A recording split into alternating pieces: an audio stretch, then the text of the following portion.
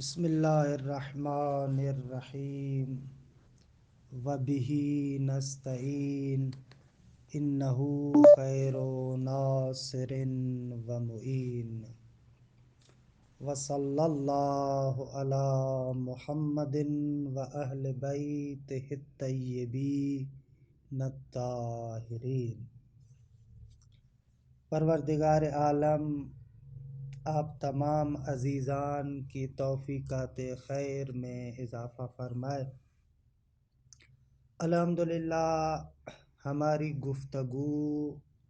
فلسفے کے تعارف کے بیان میں تھی۔ بنیادی سوال جو اٹھایا گیا تھا، فلسفہ کیا ہے؟ اس کے بارے میں فلسفے کے جو معانی ہیں، عمومی اطلاقات، وہ بیان ہوئے۔ پھر عالم اسلام میں فلسفے سے کیا مراد لی جاتی ہے اس کو بھی بیان کیا، اور عرض ہوا کہ استاد شہید بزرگوار رحمۃ اللہ علیہ نے فلسفے کے تعارف کے دوسرے درس میں اس سوال کا جواب مغربی دنیا میں کیا بنتا ہے اس کو بیان کیا ہے کہ گزشتہ جلسے میں کچھ تمہیدی مطالب ذکر ہوئے کہ مغربی دانشور اس سوال کا کیا جواب دیتے ہیں۔ اس سوال کے جواب سے پہلے آقا مطہری رحمۃ اللہ علیہ نے ایک مقدماتی طور پر نقطہ بیان کیا کہ تاریخ فلسفہ میں ایک تاریخی طور پر اشتباہ اور غلط فہمی ہوئی۔ اس غلط فہمی کا نتیجہ یہ نکلا کہ بعض لوگوں نے ایسے سمجھا، خصوصاً مغربی سرزمین پر، کہ فلسفہ اس علم کو کہتے ہیں کہ جس کا تعلق ان موجودات کے ساتھ ہے جو عالم مادہ سے ماورا ہے، یعنی عقول مجردہ، یا جن کو شریعت میں آپ فرشتہ کہتے ہیں، اور خدا۔ ان چیزوں کے بارے میں جس علم میں بحث ہوتی ہے وہ فلسفہ ہے۔ کہ ہم نے گزشتہ درس میں اس کی توضیح دی کہ بات اس طریقے سے نہیں ہے۔ آقا مطہری رحمۃ اللہ علیہ بحث کو تھوڑا سا آگے بڑھاتے ہوئے فرماتے ہیں کہ مغربی سرزمین پر جو عصر جدید اور عصر قدیم کی تقسیم ہے، ایک زمانہ قدیم کہلاتا ہے اور ایک عصر جدید کہلاتا ہے۔ اس کے لیے تاریخی طور پر ٹرننگ پوائنٹ، یا فارسی میں کہتے ہیں نقطہ عطف، کہ جہاں سے تاریخ مڑتی ہے، وہ 16ویں صدی ہے۔ کہ 16ویں صدی کے بعد فلسفہ جدید ہمارے سامنے آتا ہے، اور 16ویں صدی سے پہلے والا زمانہ فلسفہ قدیم کہلاتا ہے۔ اچھا، اس 16ویں صدی میں مغربی سرزمین میں ایک نشأت ثانیہ کا زمانہ شروع ہوتا ہے، کہ بہرحال یہ جب تاریخ غرب کو انسان دیکھتا ہے تو رونیسانس کا جو زمانہ ہے، اس زمانے کے اندر تفکر گزشتہ زمانوں سے کیسے تبدیل ہوتا ہے، اس کے علل و اسباب کیا ہے، اصلاً نشأت ثانیہ کیا ہے، رونیسانس کیا ہے،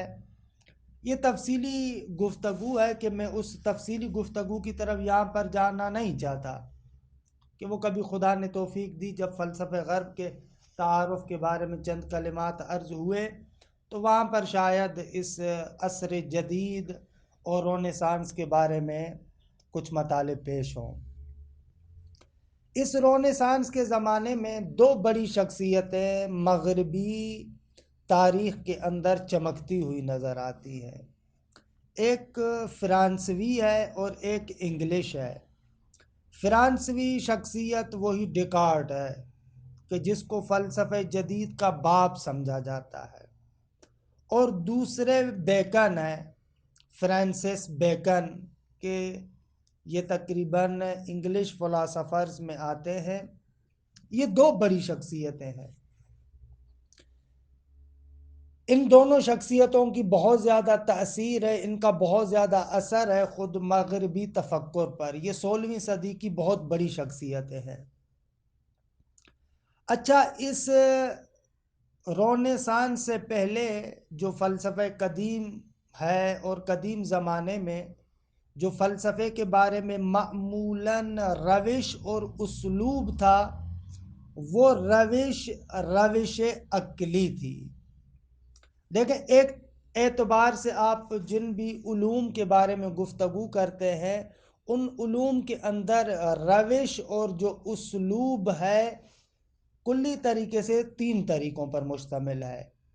ایک روش اور اسلوب عقلی ہے، ایک روش اور اسلوب تجربہ ہے، اور ایک روش اور اسلوب نقلی ہے کہ جیسے تاریخ ہے، اس میں نقل ہوتا ہے۔ البتہ ایک چوتھی بھی روش ہے کہ اس کے بارے میں شاید آگے چل کر ہم گفتگو کریں، کہ وہ روش شہودی ہے، کہ انشاءاللہ اس شہود اور کشف کے بارے میں شاید جب فلسفے اور عرفان کا آپس میں تعلق اور ان کا آپس میں رابطہ بیان کریں تو وہاں پر اس روش اور اسلوب کو بیان کریں گے کہ یہ روش کشفی اور شہودی کیا ہے، جو معمولاً عرفان اور تصوف کے اندر ہے۔ اچھا، اس روش اور اسلوب سے بھی مراد یہ ہے کہ وہ طریقہ، وہ اسلوب، وہ ڈھنگ، وہ طریقہ جس طریقے کے ذریعے سے کسی بھی علم کے مسائل کو ثابت کیا جائے۔ کسی بھی علم کے اندر جو مسائل بیان ہوتے ہیں، کہ منطقی زبان میں ہم کہتے ہیں وہ قضایا ہیں، وہ قضایا، وہ مسائل جو اس علم کے اندر بیان ہوتے ہیں، ان مسائل کو ثابت کرنے یا رد کرنے کا جو طریقہ ہے وہ روش اور اسلوب کہلاتا ہے۔ مثلا منطق اور فلسفے کے اندر جب بھی آپ کسی ایک مسئلے کو ثابت کرتے ہیں، کوئی بھی مسئلہ آپ اٹھائیں، مثلا مثال کے طور پر کہ آیا عالم حادث ہے یا قدیم ہے، اب اس مسئلے کو جو آپ ثابت کریں گے یا رد کریں گے، اس مسئلے کے اندر جو بھی آپ نظر دیں گے،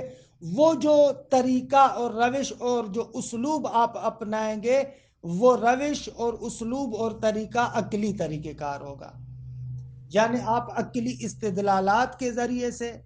ان عقلی دلائل کے ذریعے سے کسی مطلب کو ثابت کریں گے یا کسی مطلب کو رد کریں گے، یہ ہو جائے گی روش عقلی۔ یا مثلا آج کل کے زمانے میں بھی آپ جو سائنسی مسائل ہیں، سائنسی نقطہ یہ نگاہ ہیں، جو سائنسی نظریات ہیں، جب آپ ان کو ثابت کرتے ہیں یا رد کرتے ہیں تو آپ کا جو اسلوب اور طریقہ ہوتا ہے وہاں پر تجربے والا ہوتا ہے۔ آپ تجربے کے ذریعے سے، پریکٹیکل کے ذریعے سے آپ آتے ہیں، کسی بھی سائنسی مطلب کو ثابت کرتے ہیں یا کسی بھی سائنسی مطلب کو رد کرتے ہیں، تو یہ کیا ہو جائے گا؟ روش اور اسلوب تجربی طریقہ ہوگا۔ اچھا، اسی طریقے سے جتنے دینی علوم ہیں، ان علوم کے اندر جو آپ کی روش اور آپ کا اسلوب ہوتا ہے وہاں پر نقلی ہوتا ہے، نقل کے ذریعے سے آپ کسی مطلب کو ثابت کرتے ہیں یا رد کرتے ہیں۔ مثلا امامت کے مسئلے میں آپ علم کلام کے اندر جو امامت کو ثابت کرتے ہیں، مثلا امیر المؤمنین کے لیے آپ خلافت بلا فصل کو اگر ثابت کرتے ہیں، یا برادران اہل سنت حضرت ابو بکر کی خلافت کو ثابت کرتے ہیں، تو کلامی طریقے سے وہاں پر جس انداز اور جس اسلوب اور طریقے کے ذریعے سے وہاں پر مطلب کو ثابت کرتے ہیں وہ نقلی طریقہ ہے۔ مثلا آیت لے کر آئیں گے، حدیث لے کر آئیں گے، تاریخی وقائع لے کر آئیں گے، ان کے ذریعے سے آپ کیا کریں گے؟ ایک مطلب کو ثابت کریں گے یا رد کریں گے۔ یہ ہو جائے گا نقلی طریقہ، نقل کے ذریعے سے۔ تو یہ کلی طور پر مختلف اسلوب ہیں، مختلف طریقہ کار ہیں کہ جن طریقوں کے ذریعے سے، اسلوبوں کے ذریعے سے آپ کسی بھی علم کے مختلف مسائل کو ثابت کرتے ہیں یا کسی بھی علم کے مختلف مسائل کو رد کرتے ہیں۔ تو عام طور پر جو فلسفے کے اندر روش ہے، قدیم فلسفے کے اندر بھی، اور آگے چل کر انشاءاللہ میں بحث بھی کروں گا کہ اسلامی فلسفے کی روش کیا ہے، فلسفی مباحث کی جو عام طور پر روش ہے، جو اسلوب ہے، وہ عقلی طریقہ کار ہے۔ فلسفے کے اندر کسی بھی مطلب کو نہ تقلید کی بنا پر ثابت کیا جاتا ہے، نہ تقلید کی بنا پر رد کیا جا سکتا ہے۔ فلسفی کسی بھی مطلب کو آپ نقل کے ذریعے سے ثابت نہیں کرتے۔ آپ نہیں کہتے فلسفی مسئلہ اس لیے کیونکہ حدیث میں اس طریقے سے آیا ہے، نہ، فلسفی جو طریقہ کار ہے، فلسفی جو اسلوب ہے، روش ہے، وہ عقلی روش ہے۔ عقلی دلائل اور براہین کے ذریعے سے کسی بھی مطلب کو ثابت کیا جاتا ہے، کسی بھی مطلب کو رد کیا جاتا ہے، عقلی روش ہے وہاں پر۔ تو اب کیا تھا، یہ جو رونیسانس کا زمانہ ہے، فلسفہ جدید کا زمانہ ہے، آہستہ آہستہ مغربی سرزمین میں ایک ٹرننگ پوائنٹ یہ شمار ہوتا ہے۔ ابھی تک جو مختلف علوم کو عقلی دلائل کے ذریعے سے، عقلی طریقہ کار کے ذریعے سے ثابت یا رد کیا جاتا تھا، آہستہ آہستہ اس عقلی روش کی جگہ پر تجربی روش آئی، پریکٹیکل اور تجربہ آیا۔ آپ دیکھیں علوم طبیعی جتنے بھی ہیں، طبیعیات کے ساتھ جتنے بھی علوم تعلق رکھتے ہیں، فزکس ہو، کیمسٹری ہو، بائیولوجی ہو، پتہ نہیں کون سے جتنے بھی آپ سائنس کی شاخوں کو مد نظر رکھتے ہیں، ان کے اندر اس وقت جو اسلوب ہے، روش ہے، وہ تجربی ہے، پریکٹیکل والی روش ہے، درست ہے۔ تو اب کیا ہوا، جیسے اس روش عقلی سے آہستہ آہستہ تجربے کی طرف آئے، کہ فرانسس بیکن نے اس چیز پر بہت زیادہ زور دیا۔ بیکن نے خود اس تجربے کو، کہ جس کو منطقی زبان میں استقراء کہا جاتا ہے، اس استقرائی روش کو بہت زیادہ اہمیت دینا شروع کر دی۔ تو آہستہ آہستہ علوم جو اس وقت تک فلسفے میں شمار ہو رہے تھے، وہ فلسفے سے نکلنا شروع ہو گئے، طبیعیات کو فلسفے سے خارج کر دیا گیا۔ حتیٰ ریاضیات کے اندر، اس ریاضیات کے اندر بھی جو روش ہے وہ کاملاً عقلی نہیں ہے، نیم تجربی ہے اور نیم عقلی روش ہے، نیم تجربی اور نیم قیاسی روش۔ قیاسی یعنی وہ قیاس منطقی اور عقلی براہیں وہ ہیں۔ اب یہ جو آہستہ آہستہ یہاں سے تبدیلی آئی، تو اپنی جگہ پر ایک بہت بڑا گروہ پیدا ہوا، جس گروہ نے روش تجربی کو، جو تجربی روش ہے، جو تجربی طریقہ کار ہے، اس کو بہت زیادہ اہمیت دینا شروع کر دی۔ اتنی اہمیت دی کہ وہ جو عقلی روش اور اسلوب تھا، اس کو آہستہ آہستہ بالکل قابل اعتماد ہونے سے گرا دیا۔ یعنی یہ سمجھا جانے لگا کہ بابا یہ تو خالی عقلی مفروضے ہیں، ان کی کوئی حقیقت نہیں ہے، علم تو بس وہ علم ہے کہ جو تجربے کے ذریعے سے ہے، جس کو آپ پریکٹیکل کے ذریعے سے دیکھ سکیں، باقی اس کے علاوہ جو عقلی روش ہے اس کی کوئی اہمیت نہیں ہے۔ لہذا اس روش نے علم فلسفے کو بہت زیادہ دھچکا دیا۔ یہ جو روش آئی، یہ جو تفکر آیا کہ بابا علم وہ ہے کہ جس کو آپ تجربے کے ذریعے سے، جس کو آپ پریکٹیکل کے ذریعے سے اس طریقے سے ثابت کریں، لیکن جو چیز تجربے میں نہیں آ سکتی، جو چیز پریکٹیکل کے ذریعے سے ثابت نہیں ہو سکتی، اس کا کوئی فائدہ نہیں ہے، اس کا کیا پتہ نہیں ہے، نہیں ہے، یہ تو بس ہم عقلی مفروضے بنا رہے ہیں۔ یہ جو سوچ آئی، اس نے وہ فلسفہ جو قدیم زمانے میں اشرف العلوم سمجھا جاتا تھا، فلسفہ جو تمام علوم پر ریاست رکھتا تھا، جیسے یہ تفکر آیا، اس تفکر نے فلسفے کو بالکل زمین گیر کر دیا، بالکل زمین پر گرا دیا۔ یہ سمجھا جانے لگا کہ حتیٰ کہ فلسفہ تو اصلاً علم نہیں ہے۔ فلسفہ کیوں؟ اس لیے کہ فلسفہ ما بعد الطبیعیات کے بارے میں گفتگو کرتا ہے، جو میں نے کل کے جلسے میں ذکر کیا تھا کہ مابعد الطبیعیات کی غلط تفسیر کی بنا پر وہ سمجھتے مابعد الطبیعیات یعنی وہ علم کہ جو ان امور کے بارے میں بحث کرے کہ جو عالم مادہ سے بالاتر ہے، جن کا اصلاً عالم مادہ کے ساتھ کوئی تعلق نہیں ہے۔ بھائی وہ امور جو اصلاً عالم مادہ سے بالاتر ہیں تو ان علوم کے بارے میں تو روش تجربی ہو نہیں سکتی نا، بقول ان کے تجربہ اس چیز کا ہو سکتا ہے جس کو آپ محسوس کریں، جو مادی شکل میں کسی نہ کسی طریقے سے آپ کے لیے محسوس ہو۔ جو چیز محسوس نہیں ہے، مادی شکل میں آپ کے حس کے دائرے میں نہیں آ رہی، تو وہاں پر تجربہ نہیں ہوگا۔ جب وہاں پر تجربہ نہیں ہوگا تو ظاہر سی بات ہے کہ پھر اس علم کے بارے میں کیا قضاوت کرنا، اس علم کے بارے میں کیا فیصلہ کرنا۔ تو ایسے آہستہ آہستہ مغربی سرزمین میں یہ تجربی روش اتنی گہری ہوتی گئی کہ فلسفہ تقریباً اپنی اہمیت کھو دیتا ہے۔ کہ البتہ عرض کرتا ہوں کہ رونیسانس کے بعد ایک جریان اور ایک تسلسل، ایک نہضت، ایک سلسلہ یہ تجربی تفکر والا تھا کہ تقریباً آپ کہہ سکتے ہیں کہ اس طریقہ کار کا بنیان گزار اصل بلدہ کسی حد تک فرانسس بیکن، کہ پھر آہستہ آہستہ جیسے یہ ڈیوڈ ہیوم کی حد تک پہنچتا ہے تو یہ تجربی روش اور یہ تجربی فلاسفر اپنے اوج تک پہنچ جاتے ہیں کہ تجربی فلسفیوں میں ڈیوڈ ہیوم آخری درجے کا فلسفی ہے، یعنی انتہائی درجے کا تجربی فلسفی ہے کہ بہت سارے فلسفی مسلمہ مسائل کو وہ رد کر دیتے ہیں۔ کہ اس کا میں نے عرض بھی کیا کہ یہ اس لیے ہوا کہ وہ لوگ سمجھ رہے تھے کہ پس عقلی روش ناکارآمد ہے، اس کا کوئی فائدہ نہیں ہے۔ یہ تفکر یہاں پر پیدا ہوتا ہے کہ آپ اس تفکر کی جھلک ہمارے معاشرے کے اندر بھی آج کل کے زمانے میں بھی جو مشرقی دانشور مغربی دانشوروں سے بہت زیادہ متاثر ہیں وہ اس کو کسی حد تک پیش کرتے ہیں، اور جتنے عقلی مباحث ہیں، عقلی روش کے مباحث ہیں، ان مباحث کو اور ان دلائل کو بالکل بے اہمیت قرار دیتے ہیں۔ کہتے ہیں کہ بھائی یہ تو عقلی سوچ ہے، لہٰذا اس کی کیا گارنٹی ہے، ممکن ہے درست ہو ممکن ہے غلط ہو، کہ یہ اس طریقے کا تفکر آیا۔ بس ان لوگوں کے نزدیک فلسفہ کیونکہ تقریباً روش عقلی پر اعتماد رکھتا ہے اور روش عقلی کی کوئی بنیاد نہیں ہے، لہذا فلسفہ اس گروہ کے نزدیک بالکل بے اہمیت ہو جاتا ہے۔ یعنی آپ اندازہ لگائیں، بشر کو دیکھیں، وہ بشر کہ جو ایک زمانے میں فلسفے کو عالی ترین علم قرار دے رہا تھا، وہ بشر کہ جو فلسفے کو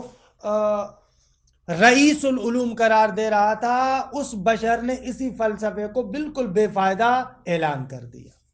یہ ایک گروہ مغربی سرزمین میں،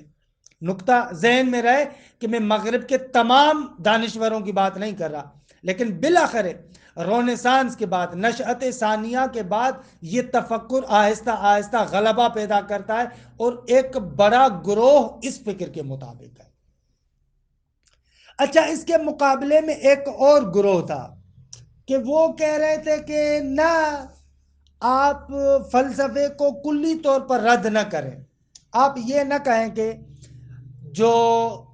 عقلی روش ہے وہ کلن بے فائدہ ہے۔ انہوں نے کہا کہ نہ، آپ عقلی روش کو جو مابعد الطبیعات سے بھی ان کی مراد وہ مباحث ہیں کہ جو عالم مادہ سے بالاتر موجودات کے بارے میں، مابعد الطبیعات کے مسائل، اخلاق کے مسائل، ان مسائل کو آپ عقلی روش اور اسلوب کے ساتھ ثابت کریں۔ لہٰذا اس کے مقابلے میں جو دوسرے علوم ہیں جو تجربے کے ساتھ تعلق رکھتے ہیں ان کو آپ تجربی روش کے ذریعے سے ثابت کریں۔ یہاں سے ایک بہت بڑا جسے کہا جائے کہ مسئلہ وجود میں آتا ہے۔ یہاں سے آہستہ آہستہ یہ اصطلاح جنم لیتی ہے کہ فلسفہ علم کے مقابلے میں ہے۔ ان لوگوں نے اصطلاح بنائی کہ وہ علم کہ جو تجربی روش اور پریکٹیکل کے ذریعے سے حاصل ہو وہ تو علم ہے، لیکن اس کے مقابلے میں جو فلسفہ ہے وہ اصلاً علم کہلانے کے لائق نہیں، وہ علم نہیں ہے، کیونکہ عقلی روش سے آپ اس کو سمجھتے ہیں۔ تو اب یہاں سے آہستہ آہستہ دو اصطلاحات سامنے آئی، علم اور فلسفہ، کہ میں بعد میں ذکر کروں گا کہ ابتدائی بیچاروں نے جو آغاز والے تھے مغربی سرزمین پر، ان لوگوں نے بھی اس کو فقط ایک اصطلاح کے طور پر جعل کیا تھا، لیکن اس جعل اصطلاح نے بعد والے لوگوں پر اتنا اثر کیا کہ ان لوگوں نے کہا کہ بابا فلسفہ تو فضول میں ہے، فلسفے کی کوئی اہمیت نہیں ہے، فلسفے کی کوئی، اصلاً اس کو علم کہنا بھی درست نہیں، علم نہیں ہے۔ علم اصلاً وہ کہا جا سکتا ہے کہ جو سائنسی طریقہ کار سے، سائنٹیفک طریقہ کار سے، تجربی ذریعے سے اگر حاصل ہو تو علم ہے، اگر اس طریقے سے حاصل نہ ہو تو وہ اصلاً علم نہیں ہے۔ یہ ایک دوسرا گروہ تھا، درست ہے کہ پس مغربی سرزمین میں رونیسانس کے بعد ایک گروہ ایسا آیا جنہوں نے کہا کہ عقلی روش اصلاً قابل اعتماد نہیں ہے۔ دوسرا گروہ تھا جو نسبتاً معتدل گروہ تھا، وہ کہہ رہے تھے کہ نہ، علوم کے اندر پارٹیشن کریں، آپ جدائی ڈالیں، بعض علوم ایسے ہیں کہ جو واقعاً تجربی طریقہ کار سے حاصل ہونے چاہیے، بعض علوم ایسے ہیں کہ جو واقعاً عقلی طریقہ کار سے ہمارے سامنے آنے چاہیے۔ اچھا، اس کی تاثیر جیسے کہ میں نے عرض کیا کہ اس کا اثر خود ہماری مشرقی سرزمین پر بھی بہت ہوا، کہ اس کا میں عرض کروں گا بعد میں۔ اچھا، یہ گروہ چل رہے تھے مغربی تاریخ فلسفے کو آپ اٹھا کر دیکھیں، 16ویں صدی کے بعد آپ کو دو طرح کے فلسفی ملیں گے۔ مثلا کچھ عقلی فلسفی کہلاتے ہیں کہ جو ڈیکارٹ کے پیروکار ہیں، اور ان کے مقابلے میں کچھ تجربی فلسفی کہلاتے ہیں کہ برحال بنیان گزار اس روش کا درست ہے کہ فرانسس بیکن ہے، لیکن بشپ بارکلی یا جان لاک یا مثلا ڈیوڈ ہیوم، یہ بہت بڑے نام ہیں کہ جو تجربی فلاسفر کہلاتے ہیں، کہ برحال ان میں خود اپنے نظریات میں کسی حد تک اختلاف پایا جاتا ہے، میں اس تفصیلات کی طرف نہیں جاتا، لیکن برحال یہ دو دھڑے آپ کو نظر آتے ہیں، کچھ تجربی فلاسفر کے جو معمولاً انگلستان کی یہ بڑی بڑی شخصیات ہیں، انگلستان کے تجربی فلاسفر میں مثلا ان کا نام آتا ہے، بشپ برکلی ہے یا بارکلی ہے، جو بھی آپ اس کو نام دیں، یا مثلا جان لاک ہے کہ بہت اثر انداز شخصیت ہے، اور اسی طریقے سے ڈیوڈ ہیوم، اور ادھر سے عقلی فلاسفر میں سے مثلا آپ کے سامنے ڈیکارٹ آتا ہے، ڈیکارٹ کے بعد اعلیٰ تلفظ میں لائب نیٹس کی ایک شخصیت ہے کہ فارسی تلفظ میں لائب نیٹس اس کو کہتے ہیں، وہ بھی ایک بڑی شخصیت ہے۔ یا ہمارے اردو ترجمے کرنے والوں نے ایک اور فلسفی جو اسی عقلی روش میں آتا ہے، ہمارے بعض لوگوں نے اس کا ترجمہ کیا ہے اسپائنوزا، کہ یہ بھی اپنی جگہ پر ایک بہت بڑی شخصیت ہے عقلی فلاسفرز میں، کہ میں اس کی طرف زیادہ نہیں جاتا، یہ دو روشیں ہیں اپنی جگہ پر۔ آہستہ آہستہ یہ دونوں روشیں آ کر مغربی سرزمین میں ہم دیکھتے 18ویں صدی کے اندر، تقریباً 18ویں 19ویں صدی کے اندر ہمارے پاس دو بڑی شخصیتیں سامنے آتی ہیں، بلکہ ایک شخصیت تو ایسی ہے جو آج تک یعنی آج تک اتنی بڑی شخصیت ہے کہ جس نے مغربی سرزمین کو کلاً اپنے فلسفے سے متاثر کیا، وہ کانٹ کی شخصیت ہے، کہ کانٹ کی شخصیت اور اس کا جو نقادی فلسفہ ہے، تنقید والا فلسفہ ہے، کہ بہرحال اس کے زمانے میں ہم دیکھتے ہیں کہ مغرب رسمی طور پر ایک خاص تفکر کی طرف آ جاتا ہے۔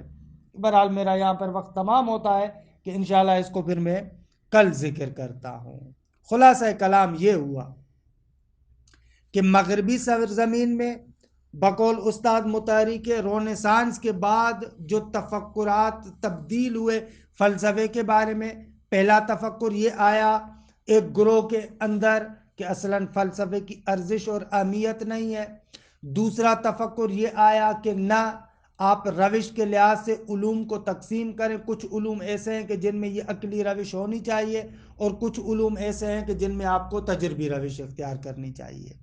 کہ بقایا انشاءاللہ بعض اور مباحث ہیں، نکات ہیں، ظریف ہیں کہ جن کو وضاحت دینے کی، توضیح دینے کی ضرورت ہے. اس کو انشاءاللہ کل ذکر کرتے ہیں.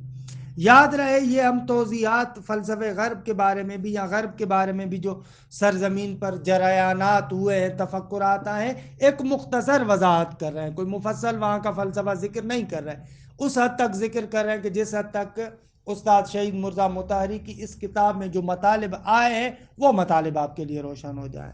وصلی اللہ علی محمد و اہل بیتہ الطیبین الطاہرین.